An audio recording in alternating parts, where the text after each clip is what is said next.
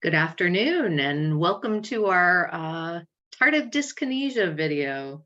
My name is Michelle Wagner and I work with NAMI New Hampshire on the First Episode Psychosis Early Serious Mental Illness Initiative. And with me today is Todd Donovan, and he's going to join us as we talk about facing tardive dyskinesia, a personal journey. So this is a Zoom webinar, which means your camera and your microphone are off. We do have the chat and QA features working, so you can go ahead and put any questions in there, and you can also chat back and forth as you see fit. Helping us today is Emily Huff. She will put some links in the chat for us, and she'll also pay attention to the Q&A. And what we're going to talk about today is a topic that can be troubling for people. It's tardive dyskinesia and a side effect that comes from medication. So we have a very short time together today, only till 12:30. So I'm going to go ahead and just bring up a PowerPoint. We're going to run through what tardive dyskinesia is, just a brief overview. And then Todd's going to share his mental health story with us and his experience with tardive dyskinesia. If you want more in-depth information about tardive dyskinesia, we have a website you can go to. And also there was a webinar that was done a year ago, because this is Tardive Dyskinesia Week. That's been going on for 6 years now. So we'll put the link in for where you can find that longer video with Dr. Jeff Reed from last year. And I'm going to go ahead and share my screen and get us going. So there's Todd's picture. What is tardive dyskinesia? So it is an involuntary movement disorder, which means it happens without people being able to have any control over it. So these are abnormal, repetitive movements that happen: face, eyes, mouth, tongue, torso, other parts of the body. Your hands and feet can move. You can have lip smacking, tongue protrusion. Your lips can pucker up. You can grimace. You can blink excessively. Your hands can move uncontrollably, twisting, dancing fingers. Your torso can jerk and rock. It's a very significant condition, which is why we're talking about it today. What are the causes of tardive dyskinesia? So it's medication that causes it. That's the good thing, in that we don't have to worry about it striking unbeknownst to us, but it does happen when people take antipsychotic medication. There are other medications, like meds that are used for nausea and vomiting, that also can cause tardive dyskinesia. But our concern with TD, as I'm going to call it today, so tardive dyskinesia, TD, our concern is the antipsychotics that cause that. So as are listed here, antipsychotics are medications that treat bipolar disorder, depression, schizophrenia, schizoaffective disorder. Lots of folks end up taking antipsychotics. And the side effect of TD can crop up pretty soon after medication is started. So within a few months, you can end up getting these effects, these involuntary movements, or the risks increases when you've been on them for years. So any period of time there that this can crop up, which is why it's important for people to know about it. Some statistics around TD: it's about 600,000 people in the US who've been affected by tardive dyskinesia. And here's the really scary statistic, is that 7 out of 10 people have not been diagnosed with it. Many people don't realize that that is what they have. So it's important for us to talk about it. And that's why there is this awareness week now at the beginning of May, which is Mental Health Month, because people need to know about tardive dyskinesia. How does tardive dyskinesia affect people? So it can affect their ability to work. When you're having these involuntary movements, you might not be able to type on a computer. Leaving the house, lots of people don't want to go out in public because of how they look due to these symptoms. And people can have their sleep interrupted with it as well. It also can cause some breathing difficulties and some swallowing difficulties. And the important thing to add here is that this can impact people. It affects every person differently and takes place along a spectrum. Some people may have very mild symptoms of tardive dyskinesia that they hardly notice, and for other people, it can be very impairing. So that's an important point to know. It's not one size fits all. Who is at greatest risk for developing tardive dyskinesia? So there are some groups that we know are more heavily hit by it. So older adults, and oftentimes those are folks who have been on antipsychotics for longer periods of time. Females also are more apt to develop symptoms. If there's a family history, if someone in your family developed tardive dyskinesia, so that increases your risk as well, and African descent. This is an interesting one too, having negative symptoms of schizophrenia. So folks who struggle with that lack of pleasure, and we think of the negative symptoms versus the positive symptoms where things get added to you, the negative symptoms, things are taken away. So it's the folks who become very flat and they end up lacking motivation and struggling just with daily living. So they're also more at risk. Pardon me while I have technical issues. Here we go. The risk for TD also rises with some factors that are within our control. The other ones, you can't control what your gender is or what your ethnicity is or race, but you can control smoking, substance use, and also if you have diabetes.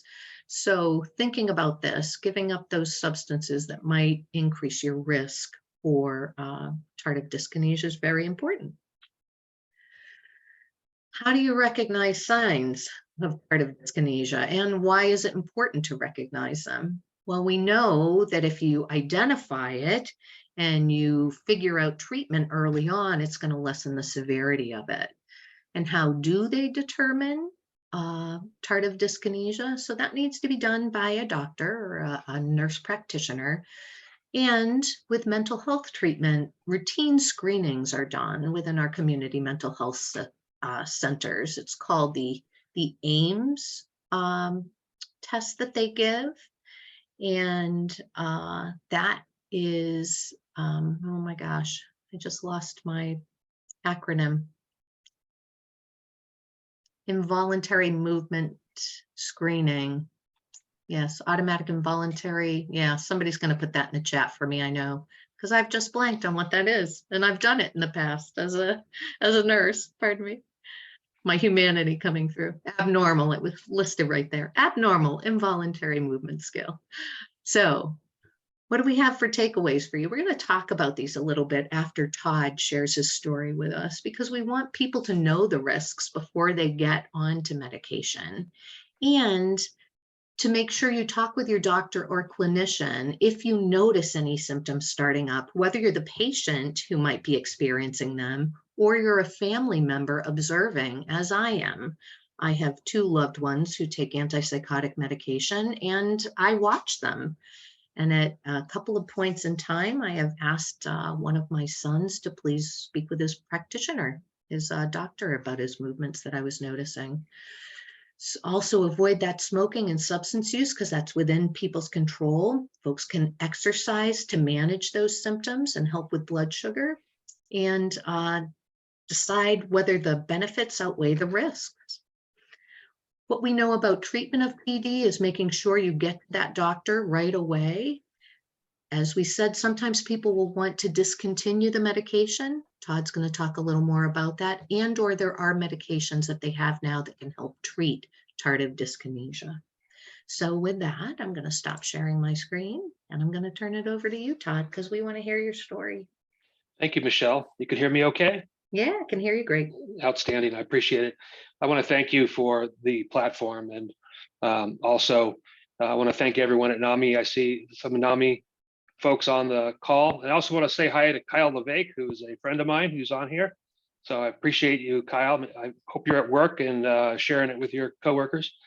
So to share my story, it's really pretty. Oh, sure am. There we go. That's awesome. Great, Kyle. Essentially, my first suicide attempt was at the age of 8 years old. I don't remember why I attempted suicide at the age of 8, but I did. I knew I was very angry and I just wanted to die. I never told my parents what I did. I just stayed in the room and in my room, and I survived. In between the age of 8 and 14, I began to develop my own image of my own suicide that I would see over and over and over again. I would see this image virtually every moment, every waking moment. Sometimes I'd wake up with it in the middle of the night, and it became quite intrusive, the thought of my own suicide. Now, at the age of 14, I was hiking with a good friend of mine, and we came to this cliff, and I was having the suicidal images. But that day, at the age of 14, I heard a voice for the first time. And that voice was like a drill sergeant. It was not my voice, but it was a male voice. It was in my right side, right behind me, almost like whispering in my ear, but yelling at me. And that voice said to do it. And when you have the images of your own suicide in your mind over and over again, and then someone tells you to do it, I did.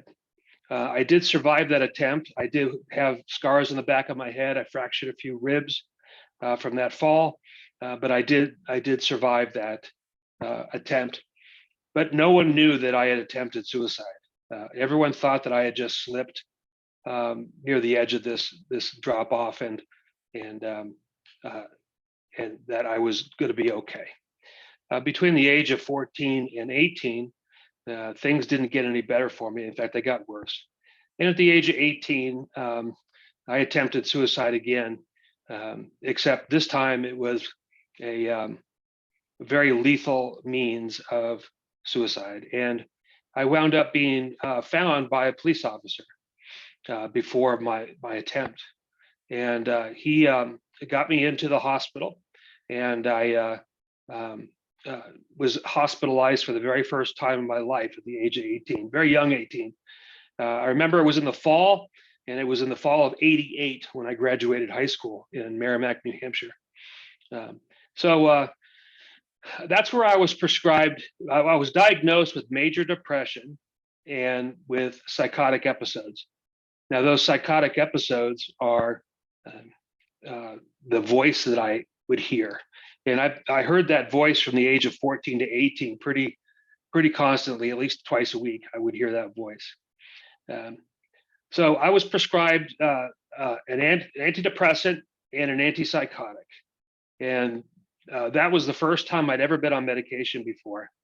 I do remember being on, I believe it was definitely a triptyline. Can't remember if it was amitriptyline or nortriptyline, but it was a triptyline. And I was on that, but I was also placed on an antipsychotic and was not told about any side effects of that at all. And within 3 months, I started to blink excessively.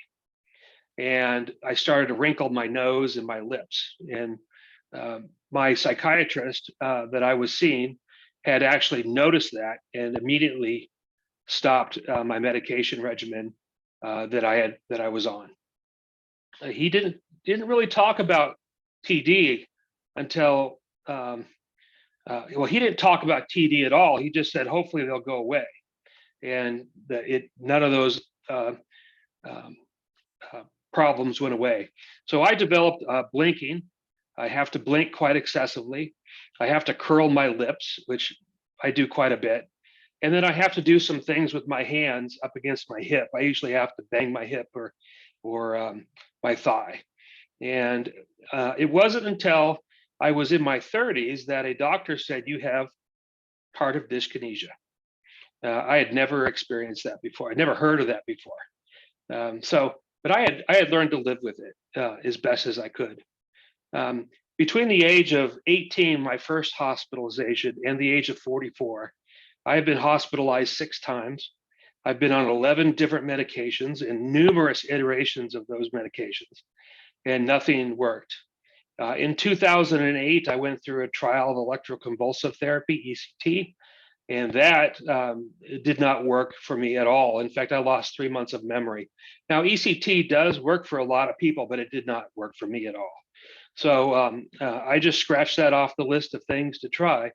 But in 2014, my wife discovered an article in the Concord Monitor about a new treatment called transcranial magnetic stimulation. And that was a new treatment being offered at the Concord Hospital. And TMS, my research that I did on it, there wasn't a lot of information about it, so I had to go to the appointment. And what I discovered is it was like a dental chair. You lay back, and they place an MRI-sized magnet over the prefrontal cortex on the left side of your head. The prefrontal cortex is where mood is regulated. And they introduce a magnetic pulse that enters your brain about 2 to 3 centimeters. And what it does is it fires off those neurons in that area. And in turn, those neurons fire the next ones and the next ones and the next ones and the next ones. And then eventually you develop new pathways in the brain. It's a kind of a commitment because you have to do 36 initial treatments in a row. But it's only 19 minutes.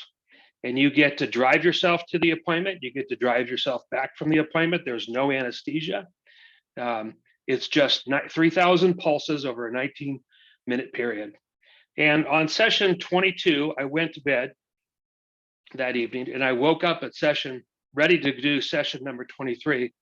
And oddly enough, I didn't have any suicidal images in my mind.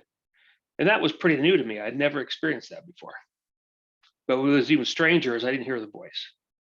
And that lasted for 9 years.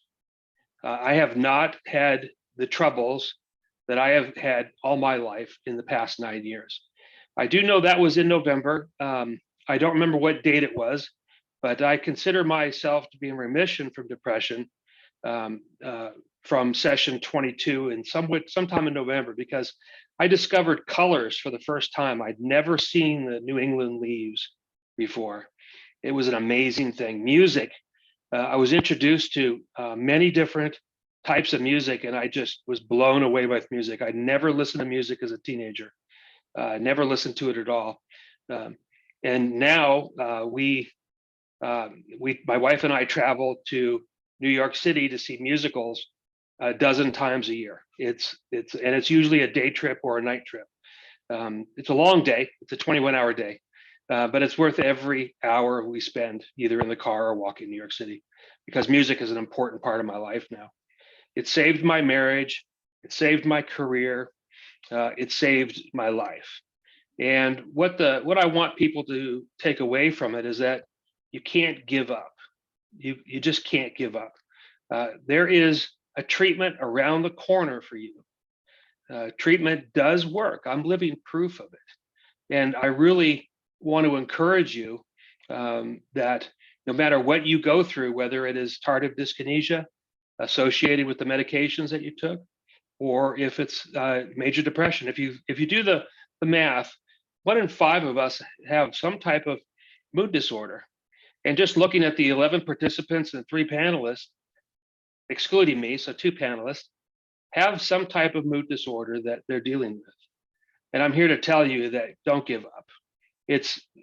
Life is too important for you to give up. Keep trying. And like I've said before,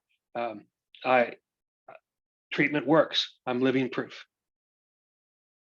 And thank you so much, Todd, for that. You have such a compelling story. And even though I've heard it before, every time it's still very moving. You developed tardive dyskinesia symptoms very early on. You said you were 18 when those struck? I was 18, yeah. And I went through, it's actually gotten better.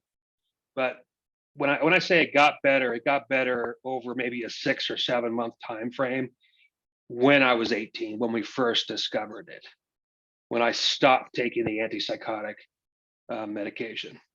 I wish I knew what that medication was. I suspect it might have been risperidone, but I don't remember. So don't hold me to that. But yeah. I take a low dose of antipsychotic med now, and it is a low dose. And the new generation of meds have a less of a risk of TD than the first generation of antipsychotic medications. Right. And those first generation, that's Haldol and Thorazine. So when people are wondering the difference, yes, those are the older medications. So, and we have somebody coming through the chat here. Let's just check that before we continue on, Todd. So it's Yeah. Patricia. That was such a good story. My 60-year-old daughter was just diagnosed with schizoaffective. She is on antipsychotics now, having side effects. So scared of this illness, she hallucinates continuously and has auditory hallucinations, visual hallucinations, and suicidal ideation. So, Yeah. Patricia, I feel for you. And, I appreciate you being on this webinar and the care that you have for your daughter, just trying to find information out. I can tell you that mine was caught fairly late, probably 3 months into it, but it sounds like you're on top of things. And I would encourage you just to stay on top of things. And it can be relieved or reversed if you're on top of those things. Just like Michelle had talked about, if you do see those things, you need to get into the touch with the doctor right away. And believe me, if they're worth their weight in gold, they will drop what they're doing and see you, because it is so important to catch this wicked early in the New England vernacular, wicked early. and clinicians and providers know that, right? That is part of their training, the importance of identifying and taking care of tardive dyskinesia.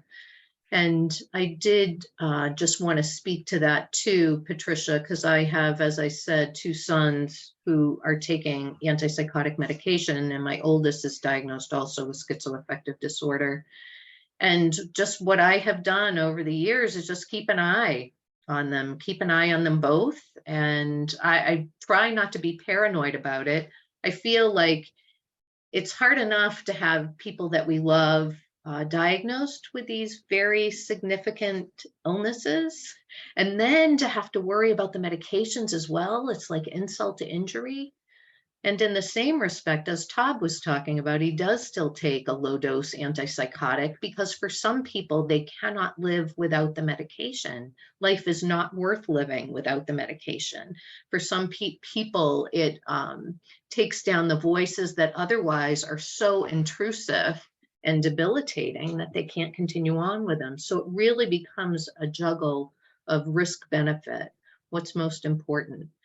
And the other thing I would like to add as a parent, sometimes our loved ones rescind their release of information. So medical providers are not allowed to talk with us, but that doesn't mean that we can't make a call to a medical provider and say, this is what I'm seeing. If you're seeing signs of tardive dyskinesia and you're worried about that, you could call and leave information regarding that with a clinician or a physician.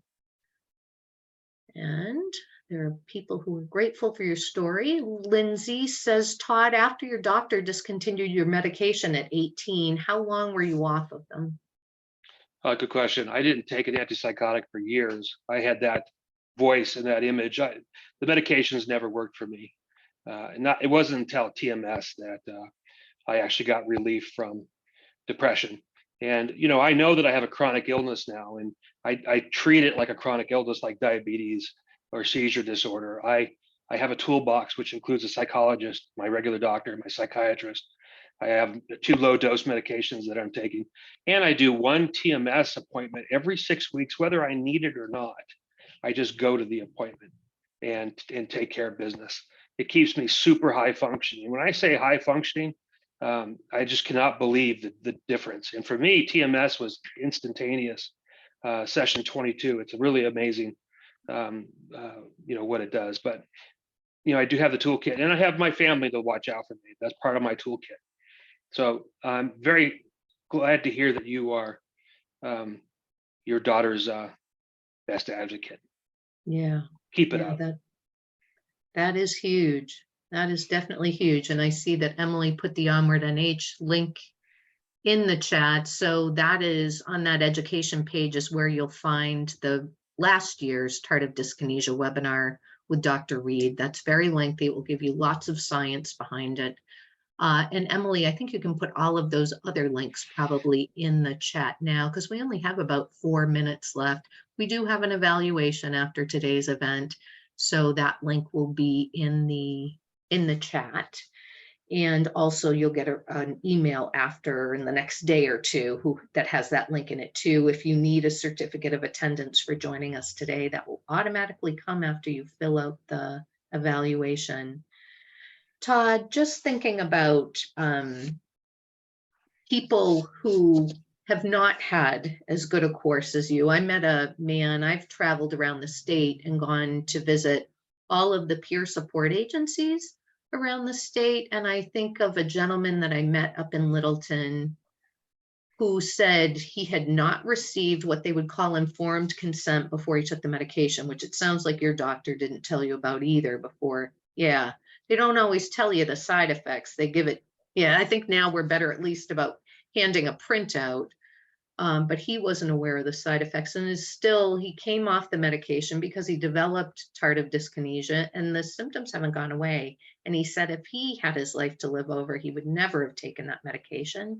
And then I met a man at the Concord Peer Support Agency who does take antipsychotic medication, hasn't developed symptoms, but does it even though he knows the risks of tardive dyskinesia because the voices have been so debilitating for him.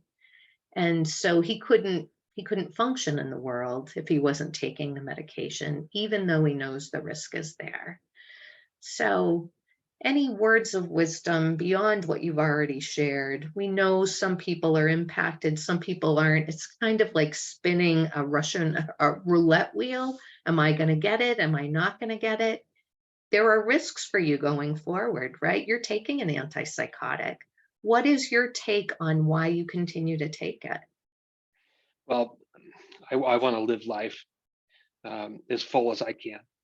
And that's just part of my toolbox. And it is a low dose. So there's, less of a chance for me to develop more tics than I already have. Yeah, I did not get consent, or I was not to give an informed consent when I took the meds. I was just handed pills in a container at the hospital. And, I'll be honest with you, I was 18, dumb as a post, didn't know anything about anything. I just knew that I was being held. Well, I was voluntarily admitted, but really it was, the lesser of the two evils. And so I really didn't know. And I didn't have anyone to advocate for me. I had no parents to advocate for me. So I just took it. And 3 months later, after developing these things, I you know what? I really believe that we're meant for more. We really were meant for more. And if we can get some relief, I would take the risk again and do it again. That's good to know. Those are words of wisdom for the folks that are with us. So, talking about informed consent, I think a lot of times with our loved ones, we don't want to be too boisterous in talking about tardive dyskinesia because we want them to take medication that might help them, right? So I think it can get minimized. It's a balancing act for parents and family members who, yes, we know the risks. Yes, you should know the risk as the person of concern. And we still want you to try medication if it could help. So I think parents are often in a quandary. So yeah, but informed consent is key. People need to know what the risks are and then make an informed decision themselves as to whether or not medication is the right choice for them. So glad to hear that it was for you. Any final words before we end here? We are at 12:30. Well, like I had all my talks with, Treatment Works. I'm living proof. And it is true. I'm living proof. I wish you could have seen me before my treatment. Thank you for coming to this thing. Yeah, thank you so much, Todd. Appreciate you being here. Absolutely. Thank you. And you'll be able to find this on the YouTube page for NAMI New Hampshire. Email coming your way. Thank you and have a good day.